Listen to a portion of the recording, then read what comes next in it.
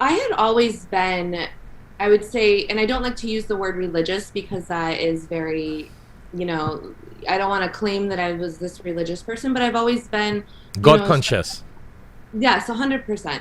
I was a devout Christian growing up, and it wasn't really from my parents because they weren't religious. My mom came from a Baptist family, but she didn't really claim to be a Christian. My father was Catholic. He was a devout Catholic, and he went to Catholic school growing up, and it was really a part of his identity. But they never really motivated me or pushed me towards religion. It was something that it was within me. So Mm-hmm. I went to Bible study. I went to church with my grandma almost every Sunday. I would go to church camp during the summer. So it was a part of me. But I've always believed in God, and of course, I've always believed in Jesus. Mm-hmm. Uh, but there was just missing links for me. And a lot of the belief in Christianity, and I love my Christian brothers and sisters, my family is Christian. This is by no means to put the religion down, it's just my personal belief.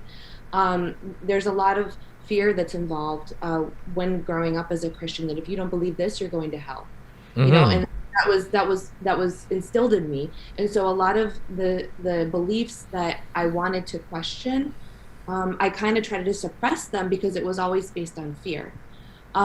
So things like, what if a child isn't receiving a Bible? What happens to them? Questions like that I'd always have, but I was afraid to answer out of fear. And so basically, in a nutshell, every question that I had, Islam answered. It answers children go to heaven. They're not judged because they're not of a mature age to make decisions like that. Then I also one thing that was a really eye-opening experience was like, do you worship Jesus or do you worship God? Which one? And they're like, oh no, Father and Son is the Holy Trinity, it's one. Okay. But if that's the case, then why would God need to sacrifice a part of him? If he's powerful enough to create you, he's powerful enough to forgive you. And so that to me was the most eye-opening, part of my journey in Islam, is that's what Islam answered for me. And then just the mere fact of that belief isn't, is that just belief is enough and you're going to heaven. You can live your life whatever you want. You can, gossip, murder, whatever it is.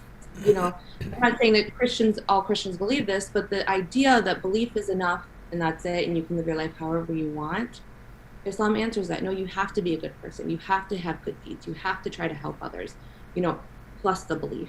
And so everything that I questioned, Islam answered. So basically,